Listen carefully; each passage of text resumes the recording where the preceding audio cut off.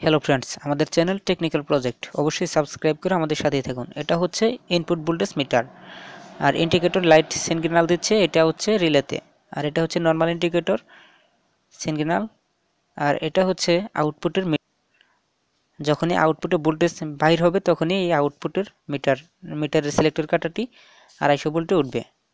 এই ভোল্টেজ স্টেবিলাইজারটির সমস্যা হচ্ছে আমাদের আউটপুটে ভোল্টেজ পাচ্ছি না। এটা সর্বোচ্চ ওয়েট করা লাগে, সর্বোচ্চ দেরি করা লাগে 5 মিনিট, আর আমি 5 মিনিটের বেশি দেরি করে দেখেছি, আউটপুট ভোল্টেজ পাইনি। আর পিছনে এটা হচ্ছে আউটপুট সকেট, মানে যার মাধ্যমে আমাদের 200 ভোল্ট সাপ্লাই দিবে সেই সকেট। এটা থেকে আমাদের ফ্রিজে কানেকশন যাবে, এটাই সেই সকেট।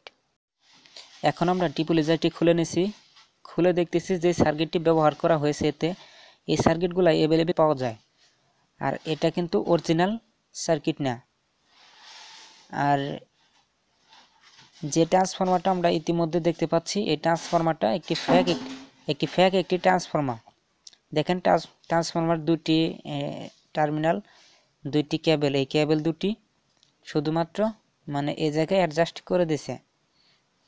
দেখেন ভালো করে, কেবল দুটি আমি বের করতেছি, কেবল দুটি শুধুমাত্র অ্যাডজাস্ট করে দিছে। এই সার্কিটটার সাথে ওই ট্রান্সফরমার কেবলের কোনো সম্পর্ক নেই, সোল্ডারিংয়ের কোনো সম্পর্ক নেই। এখন আমরা এই নর্মাল সার্কিটের মধ্যে এই সার্কিটটি লাগিয়ে দিব।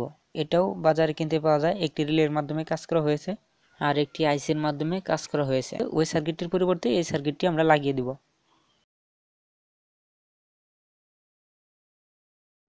এই আগের এই সার্কিটটি থেকে আমরা শুধুমাত্র এই পরবর্তীতে সার্কিটটা চালানোর জন্য 12 ভোল্টেজ বের করব। আর এই 12 ভোল্টেজ কোথায় আছে এটা বের করার জন্য আমরা টিউবলাইজারের এসি কোডটি কারেন্টের সাথে সংযুক্ত করলাম। দেখেন ইনপুট ভোল্টেজে 250 মতো রয়েছে, আর আউটপুট ভোল্টেজ আমাদের এই সার্কিট থেকে পাস হচ্ছে না। এটা হচ্ছে মিটারের সিলেক্টর কাঁটাটি আমরা ভোল্টেজ রাখলাম, মিটারের সিলেক্টর কাঁটাটি আমরা ভোল্টেজ রাখলাম। এই দুইটা হচ্ছে মিটারের সিলেক্টর কাঁটা, মিটারের সিলেক্টর কেবল। যাই হোক, এখানে পজিটিভ আর এখানে নেগেটিভ ধরলাম। ধরার পরে আমরা মিটারের দিক তাকিয়ে দেখব 12 ভোল্টেজ শো করতেছে, 12 ভোল্টের সামান্য উপরে আছে। যাই হোক, এটা দিয়েই আমাদের ওই সার্কিটটা স্টার্ট করা যাবে। ভালো করে লক্ষ্য করুন, মিটারের দিক মিনি ভোল্টেজ দেওয়া আছে। দেখেন এই যে এখন 12 ভোল্টেজ শো করতেছে, এখানে 12 ভোল্টেজ রয়েছে। এই 12 ভোল্টেজ দিয়ে আমরা ওই সার্কিটটি স্টার্ট করব। যাই হোক, এখান থেকে আমরা দুইটি কেবল বের করে নিব। এই দুইটাই হচ্ছে সেই কেবল, এই কেবলের মাধ্যমে আমরা 12 ভোল্টেজ বের করব। এটা হচ্ছে নেগেটিভ সোল্ডারিং করলাম, আর এটা হচ্ছে পজিটিভটা আমরা এখানে সোল্ডারিং করে দেব। যাই হোক, এই দুটি কেবল এখন আমরা এই সার্কিটের সাথে কানেকশন করব। এটা হচ্ছে পজিটিভ, এটা হচ্ছে নেগেটিভ।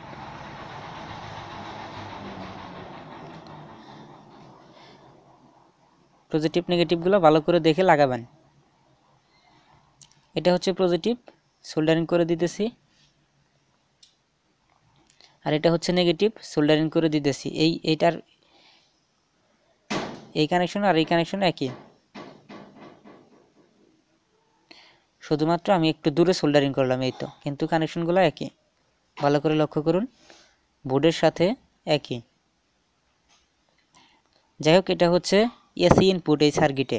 এই এসি ইনপুট থেকে আমরা একটি কানেকশন বের করব, আর এটা হচ্ছে এসি আউটপুট, রিলের মাধ্যমে এসি আউটপুট হয়েছে। আর এটা হচ্ছে এসি ইনপুট। এই আউটপুটটা আমরা এটা থেকে খুলে একবারে ওই সার্কিটে লাগাবো। আর এই ইনপুট যেটা এখন আমি সোল্ডারিং আয়রনের মাধ্যমে খুলতেছি, এটা থেকে একটি কানেকশন ওই সার্কিটে লাগাবো। এই ইনপুট কানেকশনটা এই বোর্ডের সাথেই আমাদের লাগানো থাকবে। এই ইনপুট কানেকশনের সাথে আরেকটি কেবল যুক্ত করতেছি। ভালো করে সোল্ডারিং করে দিব যেন লুজ না থাকে। এটা আবার এখানে সোল্ডারিং করে দিলাম, কারণ এই বোর্ড থেকে আমাদের 12 ভোল্টেজ বের করতে হবে। আর যদি বোর্ড থেকে যদি খুলে নেই তবে 12 ভোল্টেজটা পাবো না। এখানে আমাদের এসি ইনপুট হবে, ভালো করে লক্ষ্য করুন। আর এটা হচ্ছে এসি আউটপুট, আর এই এসি আউটপুটটা আমাদের রিলের এই লেগে সোল্ডারিং করা লাগবে। এটা হচ্ছে রিলে, আর এটা হচ্ছে নর্মাল। রিলেতে থাকলে আমাদের আউটপুট ভোল্টেজটা পাবো না, নর্মালে যখনই যাবে তখনই আমরা আউটপুট ভোল্টেজটা পাবো।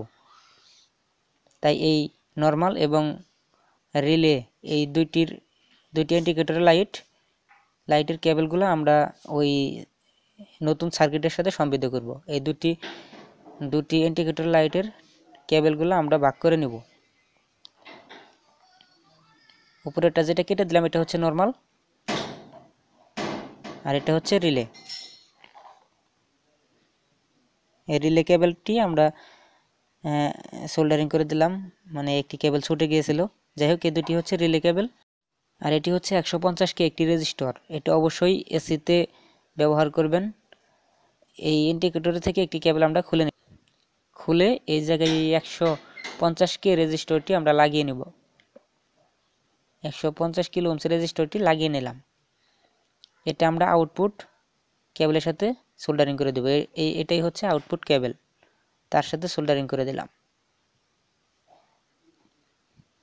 দেখেন, সোল্ডারিং খুব সুন্দরভাবে করবেন।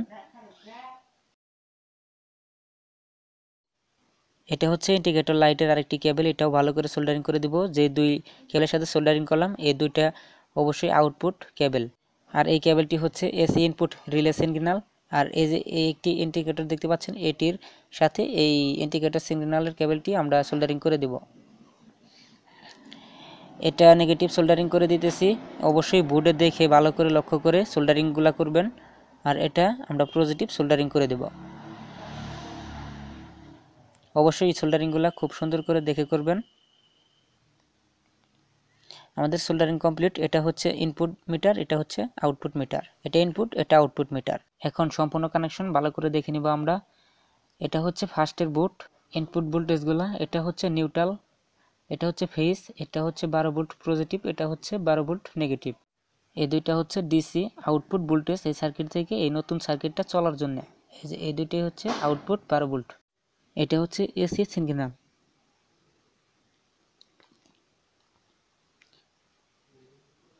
আর এটা হচ্ছে টাইমার সার্কিটে এসি ইনপুট।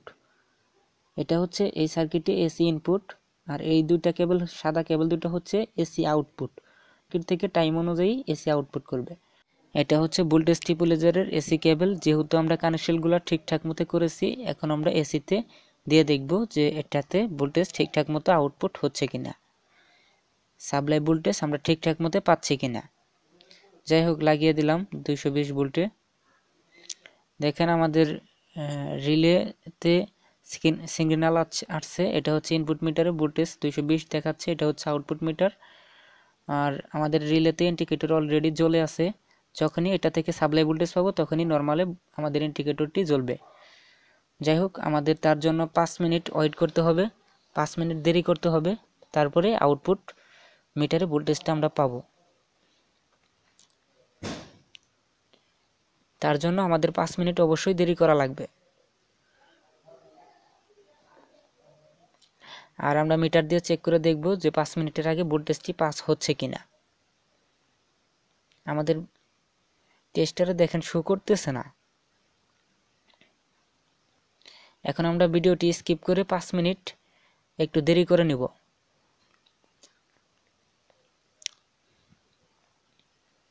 যাই হোক, আমরা 5 মিনিট দেরি প্রায় শেষের দিকে করেছি, অনেকখানি দেরি করেছি।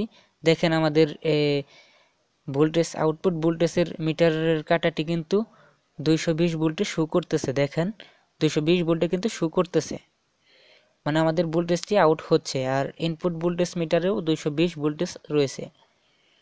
আমাদের ভোল্টেজটি হয়তো বা ঠিকঠাক মতো পাচ্ছি। দেখেন নর্মালে ইন্ডিকেটর লাইটটি জ্বলছে, আমরা ক্যামেরার লাইটটি অফ করলাম, নর্মালি ইন্ডিকেটর লাইটটি জ্বলছে। আর রিলে সিগন্যালটা নিভে গেছে। এখন আমরা ভোল্টেজ স্টেবিলাইজারের সাপ্লাই ভোল্টেজটা 5 থেকে আমরা টেস্টার দিয়ে দেখব যে আউটপুট ঠিকঠাক হচ্ছে কিনা।